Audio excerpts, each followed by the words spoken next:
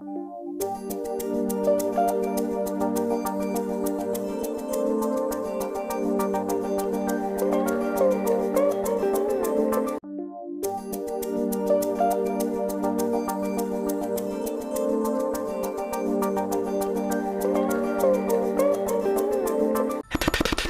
are you doing? Don't do this. Blue. No, no, no.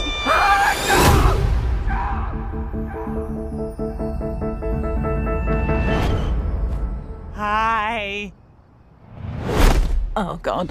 So about 1 year ago, John Krasinski followed up his two A Quiet Place movies he directed with his third film, a radically different movie than the Quiet Place movies, the fantasy family adventure If.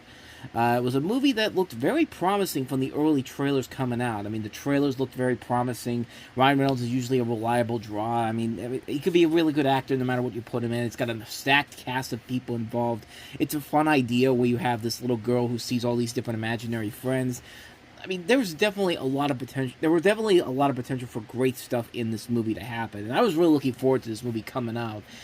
And then the reviews came out for it, and they were not as good as I thought they were going to be. I thought it got very mixed reviews from most people, and I was really afraid going into it. But little did I know, this movie not only turned out to be much better than the people let on, but this thing ended up being one of my favorite movies from last year. It was number 7 on my top 10 list, and it's a movie that I go back to every once in a while. I really love this movie, but in the years since, it has mostly been largely forgotten by people who had seen who saw the reviews or saw the film and don't remember it all that much. It wasn't the biggest hit overall. It wasn't even a flop either. It did make back its budget of $110 million, and it made over $190 million worldwide. So it wasn't a flop by any means necessary.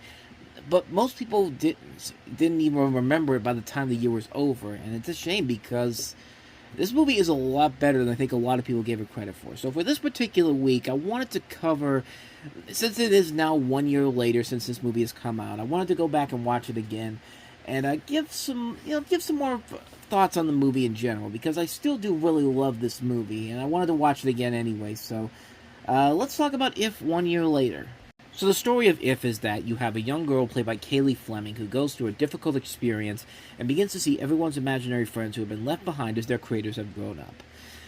They established early on that Bee has had a rough childhood. Her mother died of cancer years ago, and now her father, played by John Krasinski, is going in for open heart surgery. So she's mostly left on her own, and she notices her upstairs neighbors. One of them is a guy named Cal, played by Ryan Reynolds, but the other two are imaginary friends. There's a purple creature named Blue, who's played by Steve Carell, and a butterfly-like being named Blossom, played by Phoebe Waller-Bridge.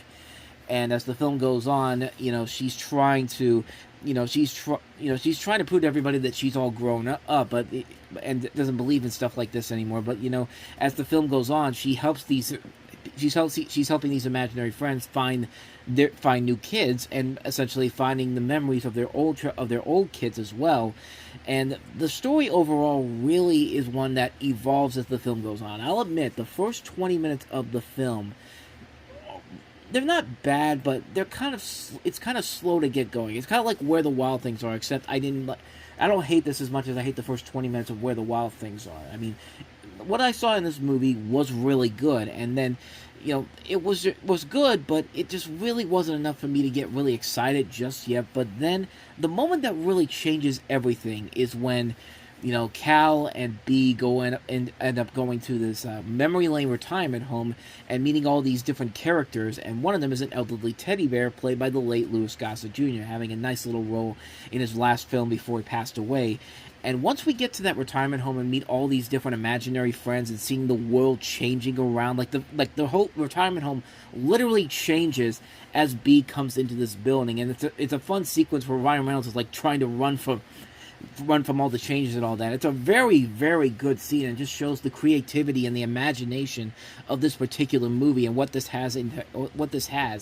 And once that happens, the movie really does begin to take off. I mean, I think it's a really it really was one of the more mesmerizing movies I'd seen in a long, long time. Because as we go on with the movie, we find out all these little bits and pieces about how the characters are going to do the things that they need to do in here. Like, one of the things that really stuck out to me is there's one scene in particular that I thought that I didn't really think too much about it at first, but watching it again, I realized how great this scene was. There's a scene in the movie where Bee is living with her grandmother, played by Fiona Shaw, and she sees a photo of her as a young dancer and recognizes Blossom in the background, Blossom being her grandmother's imaginary friend. So she decides to test this idea that Louis Gossett Jr.'s character tells him, the whole thing about maybe ifs don't need new kids, but rather to reunite with their old ones. So what she does is she ends up playing one of her grandmother's old records to inspire her to dance, and she remembers Blossom, instilling Bee with hope, and and it leads to this really beautiful looking scene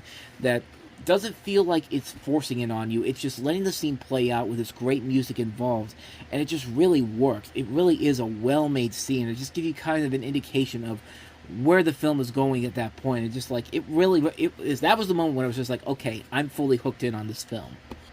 That's the great thing about this movie, is that there are so many scenes in this movie where they could have easily forced manipulative moments on you, and it doesn't do that. Every moment that happens in this movie feels earnest. Everything that happens in here, like when characters need to feel serious emotions, like there's a part where B is worried that her dad has died, and he's not, and he's having he's having problems with recovering in the hospital.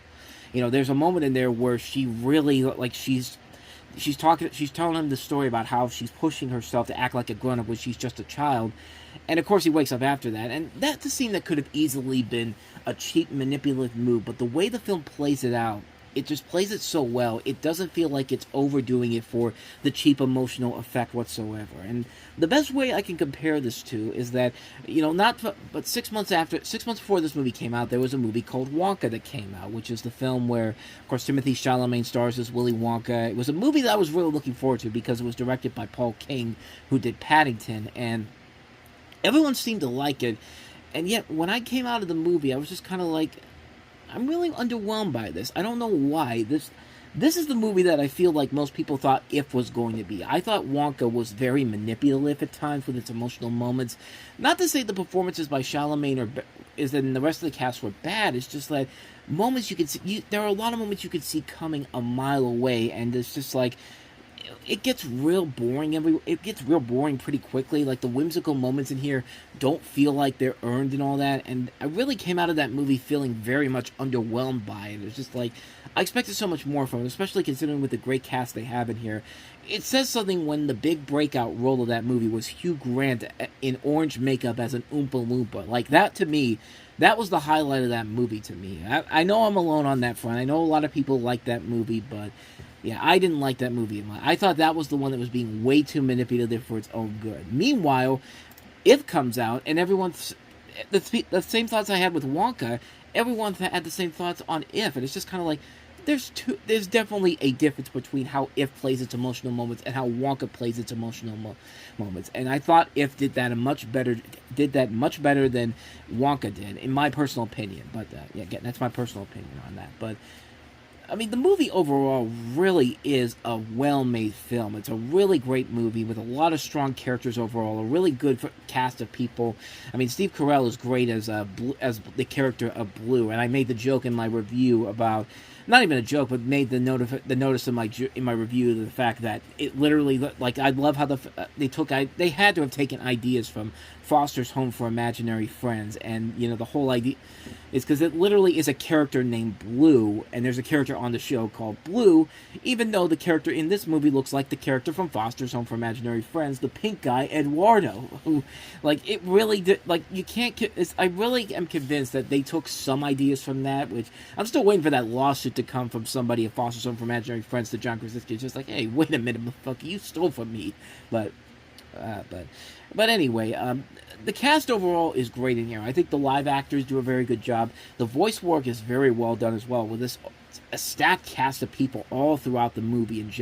Louis Gossett Jr., Awkwafina, Emily Blunt, George Clooney, Bradley Cooper, Matt Damon, Bill Hader, Richard Jenkins, Keegan-Michael Key, John Krasinski himself playing a marshmallow, Blake Lively, Sebastian Maniscalco, Christopher Maloney, Matthew Rhys, Sam Rockwell, Maya Rudolph, Amy Schumer, Jon Stewart. They even have Brad Pitt casted as the invisible character of Keith. Like, you don't hear him say anything at all, and yet when you look at the credits, he's literally casted as Brad Pitt, which I think that's hilarious, especially considering that, Ryan Reynolds, this is the second movie with Ryan Reynolds where Brad Pitt makes an unexpected cameo in a movie, Deadpool 2, where he plays an invisible character that you only see when he gets shocked at the end of his scenes, and you see it's Brad Pitt, and it ends up killing him. It's like, I love that. I love that this is like kind of a running gag that keeps going in general, which I think is very fun. Vanisher is the character's name from Deadpool 2, by the way.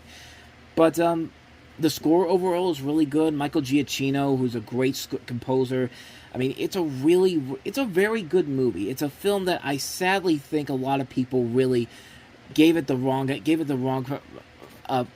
attitude towards it. I think this is a movie that is definitely going to have a life to it down the road. And I feel like this is going to be a film that will become that classic we see on TV every year. Like, I wouldn't be surprised if, down the road, Freeform and ABC uses it as part of their Christmas movie schedule. Like, you'll see it on AMC during their Best Christmas Ever or the Freeform 25 Days of Christmas thing. I feel like this movie has the potential to become that movie in particular, where you really do see a great classic movie here. And I think this is a film that is going to be on that wavelength of something like the original Willy Wonka and the Chocolate Factory, where you'll see it every year on TV. I mean, this is a movie that I think will have a life to it. And I want to get that buzz going here, because I really did like this movie a lot. I really did believe in what they were trying to do here, and I thought they did a very good job of handling that.